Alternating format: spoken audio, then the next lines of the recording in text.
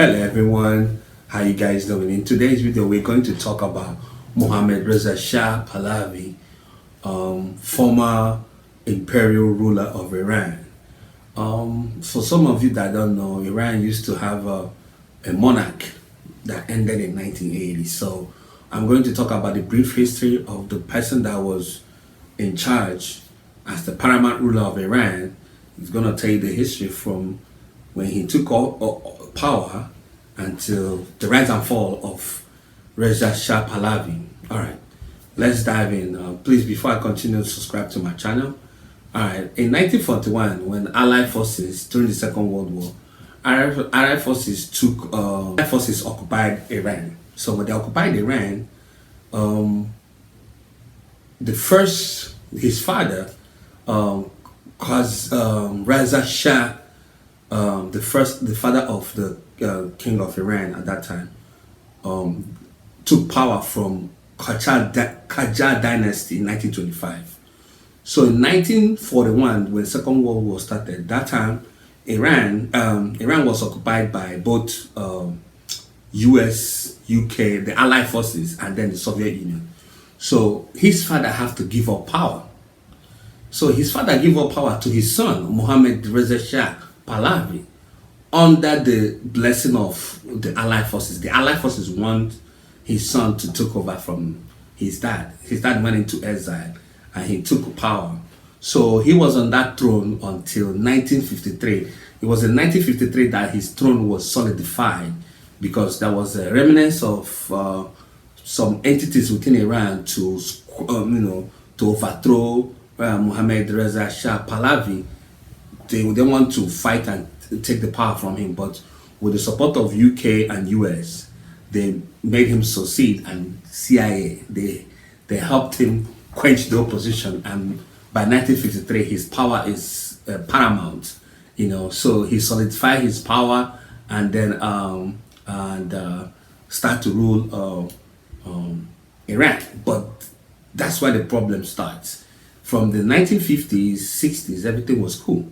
Then in the late 60s, he was, autocratic. He was forcing himself, like he was westernizing Iran in extreme way that some people in the religious circle of Iran, even some people in the secular, start to criticize him. So that led to he was modernizing everything, religion was not even given any, mind you, it's a Muslim country by faith, but it's a Persian country, but Muslim religion. So, like they were suppressing religion while pushing westernization, modernization, economic modernization, cultural modernization. So, some people, this is during what they call white revolution. Some people, they didn't like it, and it created widespread opposition, especially from the religious group. So now, fast forward to the 70s, he was getting credible information from the, CIA and other, that people are trying to take him out from office. Whatever he did with the information, nobody knows. There was accusation of him torturing people, torturing oppositions, killing them, and all that stuff. So slowly, by 1979, that's Iranian Revolution starts. When Iranian Revolution started, guess what happened? He was overthrown. You guys saw it on the TV. So by January 1979, the Iranian imperial dynasty, like Iranian culture of having a king on the throne, 2,500 years old of having a king on the throne, was destroyed. Shah Mohammed Reza Shah Pahlavi have no choice but to flee from Iran. So, but when you hear the story, this is where it ends. Anybody that tells the story about what happened, they don't really tell you everything that happened. So in this channel, I'm gonna tell you all the key points. Pay attention to this part that I'm going to add to this story.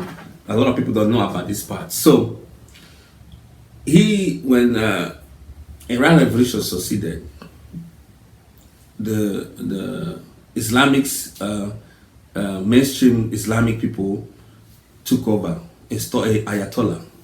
Now he's gone. When those things was happening, all his regional allies turned their back on him. You know, even when he wanted military support, they turned their back on him.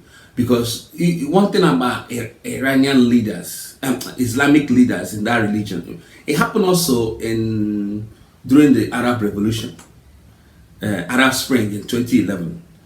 You know, they tend to not help each other. When one leader is falling, other ones will turn their back because they feel if they try to help, then the domino effects will affect them. That's exactly what happened with Mohammed Reza Shah Pahlavi. Nobody came to his aid, but one person did. It was King Hussein of Morocco. He actually did more than, because they were friends in the old days. During the monarchy, when Mohammed Reza Shah Pahlavi was in his throne, he was one of those kings that him and them have close relationships. So when he was overthrown, King of Morocco at that time, King Hussein II or something like that, took him in, even welcomed him as still like he's a royal figure, welcomed him as a royalty, and then bring him into his palace. So he was in his palace for a couple of months. But then the king himself was getting a pushback, because that time there's some kind of anti-Western revolution going on in the 70s. So it was rubbing off on Morocco as a country, and then the king himself for harboring Mohammed Reza Shah Pahlavi, the crown king of Iran at that time.